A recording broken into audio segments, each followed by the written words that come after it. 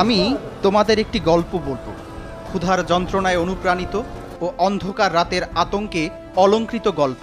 এটা আমার দেশের গল্প, মুষ্টিমেয় শরণার্থীর গল্প। ফিলিস্তিনি কবি কামাল নাসের এভাবেই বলেছেন ফিলিস্তিনিদের জীবন ও বাস্তবতার কথা।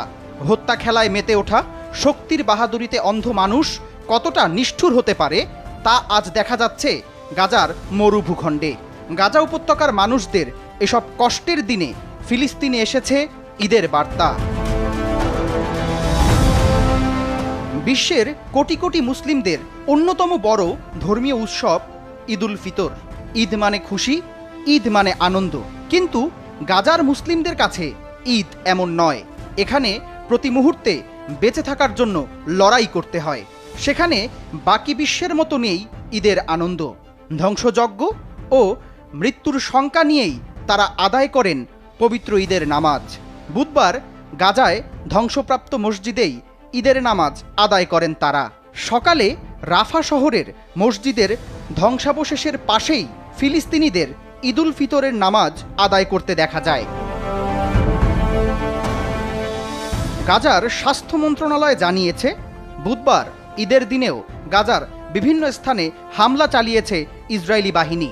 এসব ঘটনায় নিহত হয়েছে 122 জন এবং আহত হয়েছে আরও 56 জন।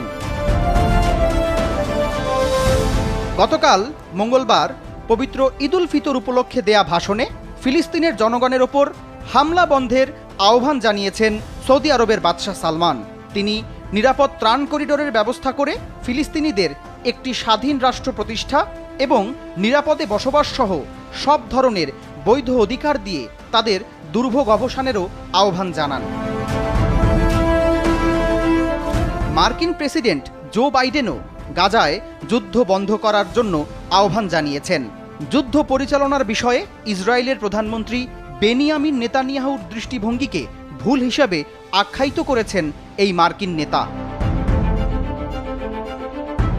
শান্তি ফেরানোর বিষয়ে দ্রুততা আনতে ফিলিস্তিনকে রাষ্ট্র হিসেবে স্বীকৃতি দেওয়া হতে পারে বলে ইঙ্গিত দিয়েছেন অস্ট্রেলিয়ার পররাষ্ট্রমন্ত্রী পেনি ওং।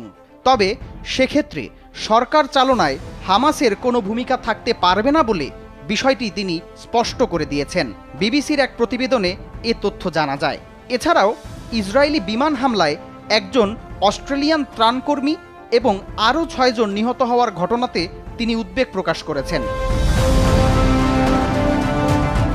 যুক্তরাজ্যের পররাষ্ট্রমন্ত্রী ডেভিড ক্যামেরনও ইঙ্গিত দেন যে ইসরায়েলের সমর্থন ছাড়াই ফিলিস্তিনি রাষ্ট্রকে স্বীকৃতি দিতে পারে যুক্তরাজ্য। সামদানি প্রত্যয়, RTV।